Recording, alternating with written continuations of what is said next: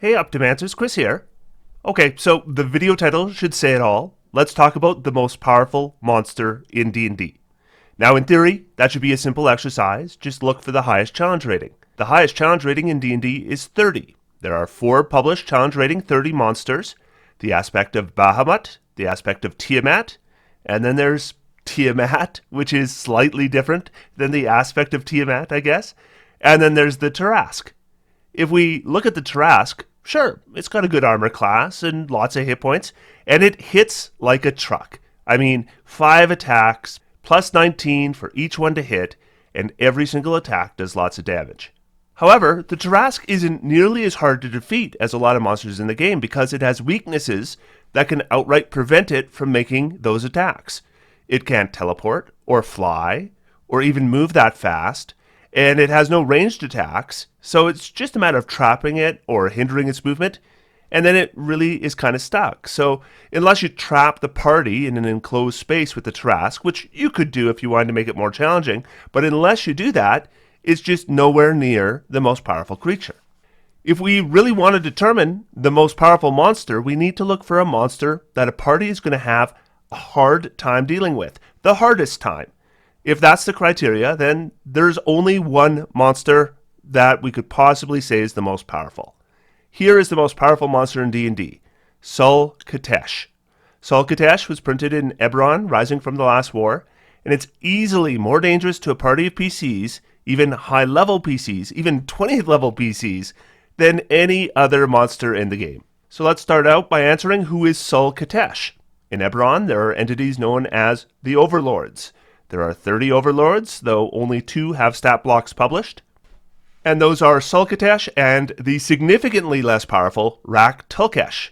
Each Overlord represents an aspect of evil. In the case of Sul Katesh, she represents the fears and superstitions surrounding magic.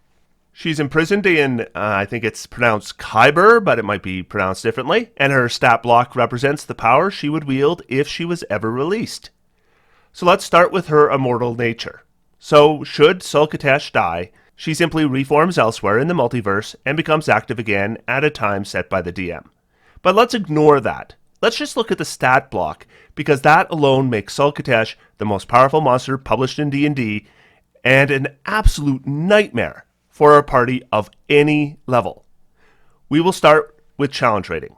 Sul Katesh is listed at challenge rating 28, but she is way more powerful than any challenge rating 30 monster, like by a country mile. But let's start with the regular stuff. So, armor class 22, that's okay, but not amazing. She has a shield spell, so she could get that up to 27, I guess. Though, shield can always be counterspelled. 475 hit points. Again, that's not terrible, but considering challenge rating 28, I mean, it's fine. Speed 40 feet, fly with hover. Again, those are fine. Initiative plus 5, that's pretty good. But a PC focus on initiative can still beat plus 5 pretty easy. Saving throws. These look pretty good, actually. Basically, only dexterity and strength are on the lower side, and that really does limit the number of spells and effects that are likely going to work against this monster. Resistant to cold, fire, lightning, immune to poison, damage from non-magical weapons. Still, nothing too outstanding here, nothing unusual. A fair number of condition immunities. True sight, I mean, this all looks decent. Nothing unusual for this challenge rating, though. Okay, so Sul Katesh is a pretty strong spellcaster. That DC of 26, that's pretty high. The spell list is pretty good. There's Counterspell, Dispel Magic, Shield, Mass Suggestion, Chain Lightning, Foresight, Gate, Teleport. These are good spells. So this is a good list, but not uniquely good. For this challenge rating, if you're having a spellcaster, you would expect their spell list to be pretty good. Legendary resistance, of course, anything at this challenge rating is going to have legendary resistances. Magic resistance, advantage on saving throws to maintain concentration. So with a plus 12 constitution save, that means it's going to take a ton of damage to break Sul Katesh's concentration. Still, a 20th level party can bring a ton of damage, so again, nothing crazy yet. Sul Katesh has a multi-attack with 4 arcane blasts, plus 18 to hit, that's good. And the damage of each one averages 15, so, I mean, that's not that impressive. She has a magic staff, significantly lower chance to hit with it, and only 1 attack, so she's better off with her arcane blasts. Now let's look at her legendary actions. She can make an attack, or with 2 actions, she can very likely break a caster's concentration on a spell. That's pretty good. Then Maddening Secrets using all 3 legendary actions. This forces a spellcaster to waste a spell slot, though not a super high level slot, and do damage to all creatures around it. It's actually worse if you can't expend the slot or you're non-caster, because then you get stunned. With a 26 Wisdom saving throw, this one's hard to resist, though not impossible, though it will get harder. Things are just going to get much, much worse. So Sul Katesh has a shape change feature. It's not all that different than the shape change feature of some dragons. She can polymorph into an animal, a humanoid, or a giant, and she keeps some of her features, and others are replaced by the creature. This is a very powerful feature, but again, it's not uniquely powerful. Okay, so far, this is a fairly tough monster, but not the most powerful. All that changes when we look at Sul Katesh's final action option. Arcane Cataclysm is easily the most powerful action that any monster in D&D has. Sul Katesh can do this once per day, and when she does it, just be prepared. It's TPK time. Let's read. Sul Katesh conjures orbs of magical energy that plummet to the ground at 3 different points she can see within 1 mile of her. Each creature in a 40-foot radius sphere, that's 80 feet wide, centered on each point, must make a DC 26 dexterity saving throw, taking 71 force damage on a failed save, or half as much damage on a successful one. A creature in the area of more than 1 arcane burst is affected only once. Okay, so that's 3 80-foot wide spheres, so the area is immense. The damage is good at 71, but a 20th level character can take 71 damage. I mean, it hurts, but it's not dropping them or anything. But get this part. Here is where the party dies.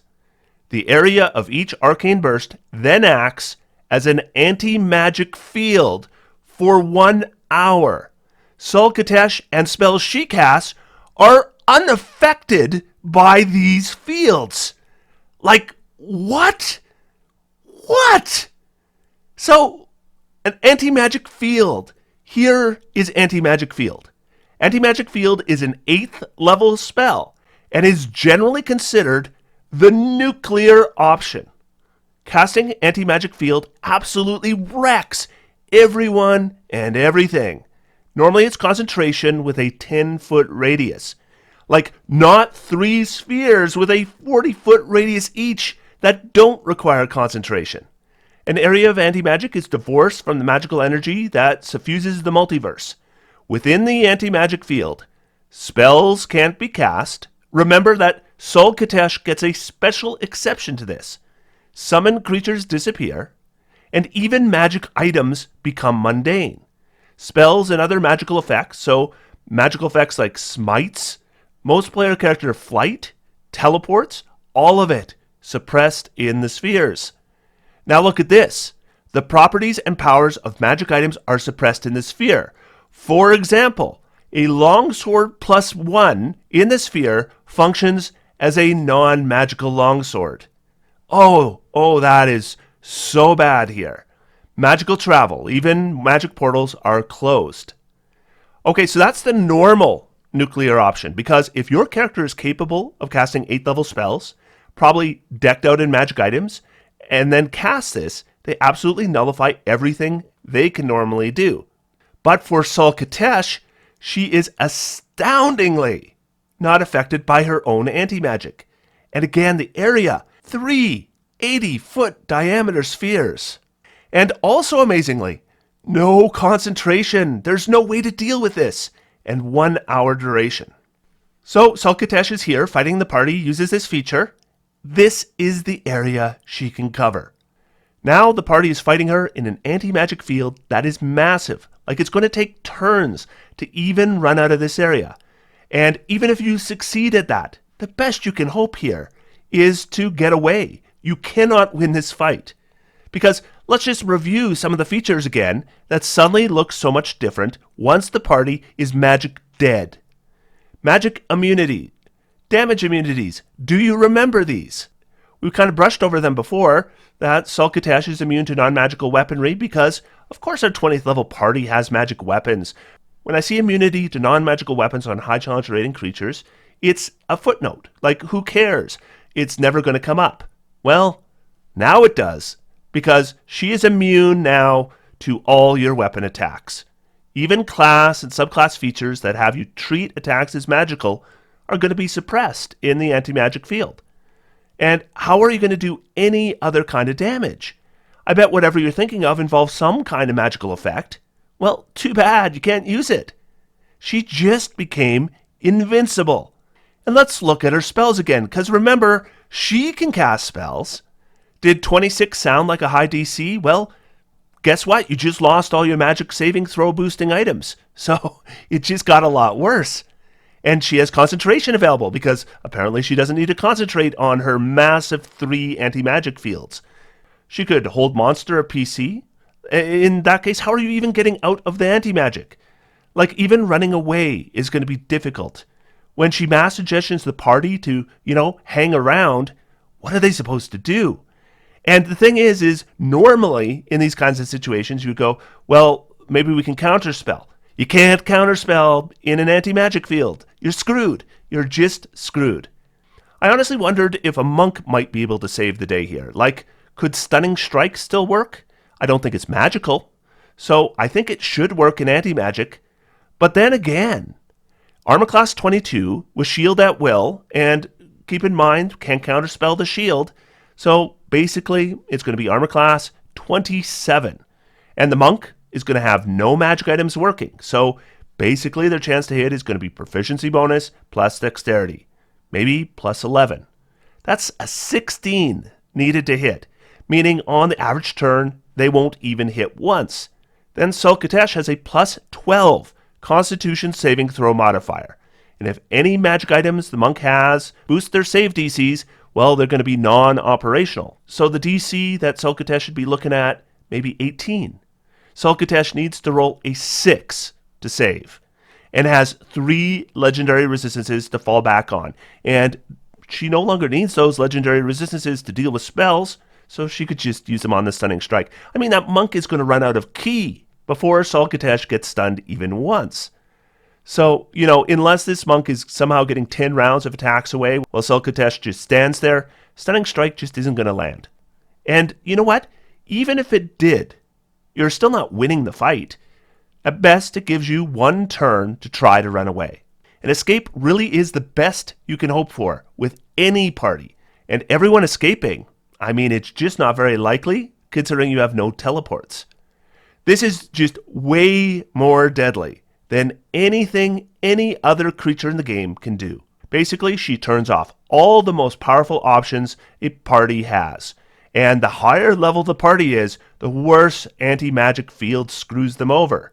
It turns off their weapons. Entirely. It turns off their magic items. And then it leaves them with a huge distance they need to run to get away. Easily the most powerful creature in D&D. And just a warning to DMs who don't consider how a combat is going to go, if you throw Sul Katesh at your party, she'll probably kill them. Normally she would have minions, but she does not need them. And let's consider a bit the environment. What if instead of a wide open space, the party encountered her somewhere like here? Oh my lord! TPK time, they'll never get out of that anti-magic field. So, that's the most powerful monster in D&D. And I think by a massive margin. Do you disagree? Do you agree? Is there a published monster you think that can compare with this? If so, let me know in the comments down below. Speaking of comments, if you ever fought Sul Katesh, how did it go? Did you escape? Did you find a way to win? Or did the DM suddenly realize how powerful this is in the middle of combat and nerf it right then and there? Because that's what happened in my case when a DM I had threw Sul Katesh at us and didn't realize until we were a couple rounds in that he was going to kill the entire party. Anyways, otherwise, until next time, I'm going to sit back, relax, and have some fun. D&D is for everyone. Thanks, everybody, and I'll talk to you soon.